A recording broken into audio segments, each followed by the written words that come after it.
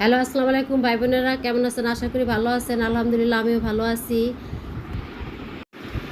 গ্লাসে আধা চামচ ইস্ট দিয়ে কুসুম গরম দুধটা ঢেলে দিলাম। ঢেলে দিয়ে এখন নেড়ে চেড়ে নিব, এটাকে ভালো করে মিশিয়ে নিব। তো এখন আমি সামান্য একটু চিনি দিয়ে দিছি। চিনিটাকে ভালো করে মিশিয়ে নিব। মিশানো শেষ। এখন আমি পরিমাণ মতন আটা দিয়ে দিলাম। পরিমাণ মতন এখন লবণ দিয়ে দিলাম। তার নেড়ে চেড়ে ভালো করে লবণের সাথে মিশিয়ে নিব আটাটাকে। তো এখন আমি লিকুইড দুধটা অল্প অল্প করে দিয়ে ভালো করে মথে নিব। তা সম্পূর্ণ দুধটা আমি দিয়ে দিলাম। আটাটা ভালো করে মথে নিলাম। এখন আমি সামান্য পরিমাণ সয়াবিন তেল দিয়ে আটাটার সাথে ভালো করে মিশিয়ে নিব।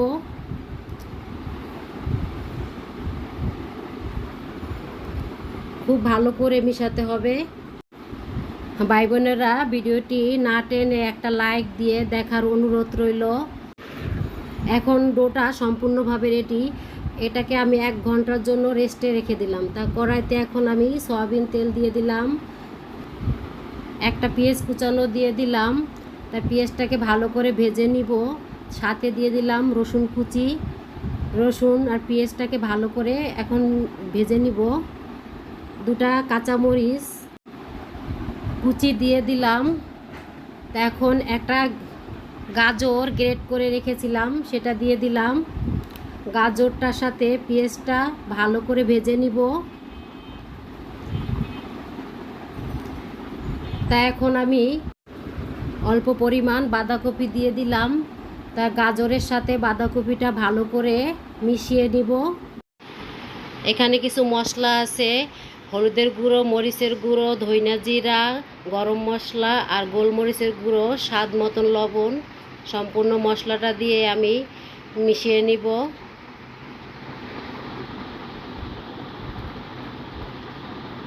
এখানে 1 চামচ ময়দা আছে, পানি দিয়ে গুলিয়ে নিব। পানি দিয়ে গুলিয়ে এখন আমি সবজিতে ঢেলে দিব। সবজিটা দেখতে জানি আঠালো হয়। তো এখন আমি সম্পূর্ণটা মিশিয়ে ভালো করে ভেজে নিব। তা ভাই বোনের, আজকে আমি কি বানাবো সেটা তো বলা হয়নি। আজকে আমি তেলে ভাজা চিকেন বানাবো। সিদ্ধ করা মুরগির মাংসটা আগে দিতে ভুলে গিয়েছিলাম, তাই এখন আমি দিয়ে দিব। এখানে পরিমাণ মতন মুরগির মাংস আমি দিয়ে সম্পূর্ণ সবজির সাথে ভালো করে মিশিয়ে সবজিটা রান্না করব। তা আমার সবজিটা এখন রান্না কমপ্লিট। এখন আমি সবজিটাকে নামিয়ে নিব। এই চিকেন বানটা খেতে খুবই মজা হয়েছিল।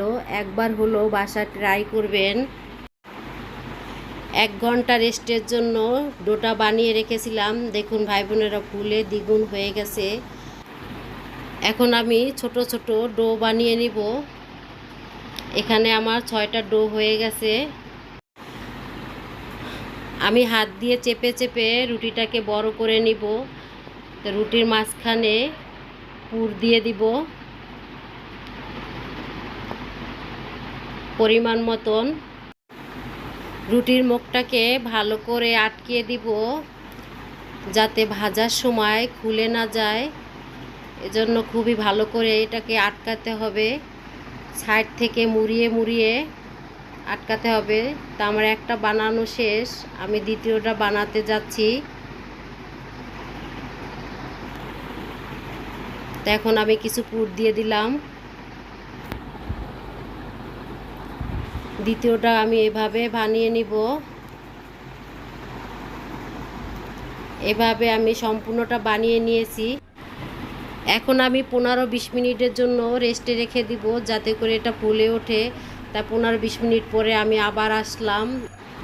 এখন পুরে ভরা চিকেন বানটা ফুলে দ্বিগুণ হয়ে গেছে। তা এখন আমি ভাজার জন্য কড়াইতে তেল দিয়ে দিলাম। তেলটা হালকা গরম হয়েছে। আমি এক এক করে চিকেন বানগুলো দিয়ে দিব। গ্যাসের চুলের জালটা খুবই কম আঁচে রাখতে হবে যাতে করে আস্তে আস্তে রুটিটা ফুলে ওঠে এবং ভাজাটা খুব ভালো হয়। এক সাইড আমার ভাজা হয়ে গেছে, উল্টিয়ে দিলাম। তা চিকেন বানটা আমার রেডি হয়ে গেছে, এখন আমি উঠিয়ে নিব। এভাবে আমি সবগুলো ভেজে নিয়েছি। তা ভাই বোনেরা, আমার রেসিপিটি যদি ভালো লেগে থাকে একটা লাইক দিয়ে আমার চ্যানেলটা সাবস্ক্রাইব করবেন। আসসালামু আলাইকুম।